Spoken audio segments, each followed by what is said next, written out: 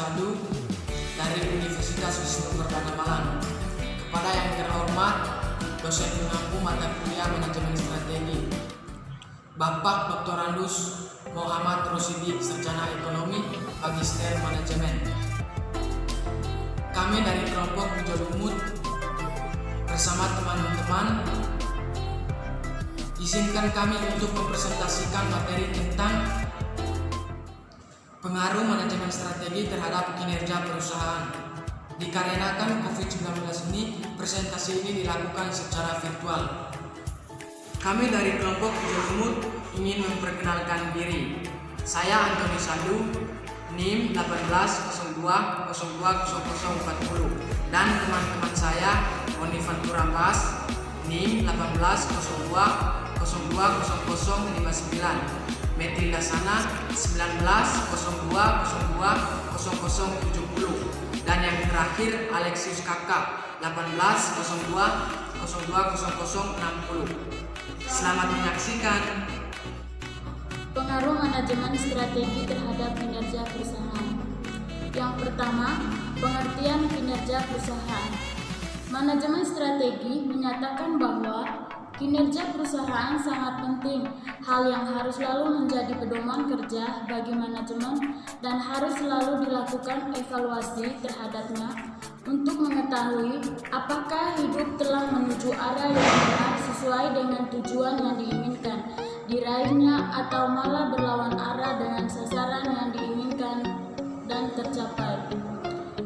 Konteks kinerja perusahaan dilakukan pengukuran terhadap hasil yang diperoleh dari suatu aktivitas yang dilakukan oleh manajemen atau karyawan dalam suatu organisasi. Yang kedua, standar kinerja. Standar kinerja yang realistis, terukur dan mudah dipahami menguntungkan bagi organisasi, manajer maupun karyawan.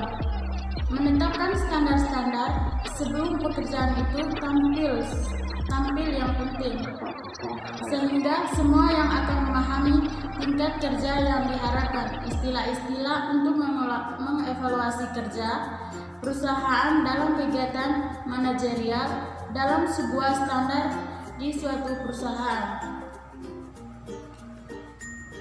Dimensi-dimensi utama kinerja perusahaan. Dimensi-dimensi kinerja perusahaan secara teoritis dan lazim dalam berbagai perusahaan menurut Nurpei et al. 1996 dalam Zulaikha DKK 2003 adalah: yang pertama, pertumbuhan; yang kedua, kemampuan; yang ketiga, efisiensi; dan yang keempat, kemampuan. Yang berikut, dimensi-dimensi tersebut dapat dicapai oleh perusahaan apabila melalui kemampuan tertentu. Teori-teori yang diajukan antara lain: yang pertama, teori kontingensi; yang kedua, teori ekologi populasi; yang ketiga, teori dari Slevin. Pengukuran kinerja perusahaan. Kinerja perusahaan merupakan suatu yang kompleks karena sebuah konstruk kinerja bersifat multidimensial, dan oleh karena itu pengukuran kinerja dengan dimensi pengukuran tunggal tidak mampu memberikan pemahaman yang komprehensif, sehingga pengukuran kinerja hendaknya menggunakan atau mengintegrasikan pengukurannya yang beragam. Pengukuran terhadap kinerja perusahaan memberikan maksud bahwa pengukuran kinerja perusahaan adalah esensi dari organisasi strategi. Simulasi dari strategi perusahaan menjelaskan bagaimana orientasi strategi itu mempengaruhi nilai perusahaan atau kinerja perusahaan. Kinerja perusahaan pada industri kecil dan menengah.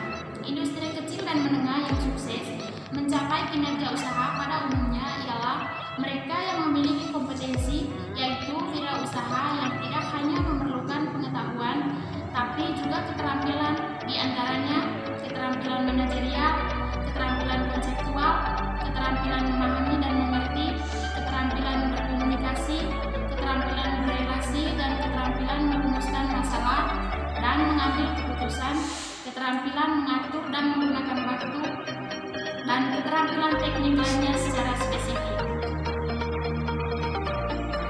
Pertumbuhan kinerja perusahaan. Berbicara mengenai peningkatan intelijensi optimal, berbagai sumber daya yang dimiliki perusahaan untuk menciptakan nilai-nilai yang dapat memuaskan para pemangku kepentingan atau stakeholder. Untuk mencapai pertumbuhan tersebut, maka perusahaan harus konsisten dalam menghasilkan kinerja yang memuaskan berbagai pemangku kepentingan yang berbeda. Alasannya, pertumbuhan kinerja sebelum membutuhkan adanya pertumbuhan sumber daya yang dikelola perusahaan, di mana berbagai sumber daya ini berhasil dari para pemangku kepentingan. Oleh karena itu, perusahaan harus memuaskan para pemangku kepentingan untuk mendapatkan tambahan sumber daya. Perusahaan untuk mencapai kinerja di atas rata-rata. Yang pertama, melakukan internalisasi perubahan atau menerapkan manajemen efektif, yaitu menerapkan manajemen strategi dan akuntansi manajemen strategi yang pada dasarnya diciptakan untuk tujuan tersebut. Yang kedua, strategi yang tepat dan terimplementasi dengan efektif merupakan alat pertahanan hidup perusahaan yang paling penting, karena dalam upaya untuk menghasilkan keunggulan kompetitif dan mencapai kinerja tersebut, terdapat realita yang harus dihadapi oleh perusahaan berupa ketidakpastian lingkungan yang dikarakteristikkan dengan kelangkaan sumber daya. Berikut pengaruh manajemen strategi dan kinerja perusahaan. Pengaruh perencanaan strategis formal terhadap efektivitas organisasi tetap menjadi masalah yang belum terselesaikan. Hubungan antara proses perencanaan formal dan kinerja perusahaan menunjukkan hasil sebaiknya, walaupun hubungan tidak langsung melalui inovasi. Baik, itu saja presentasi dari kelompok kami. Sekian dan terima kasih.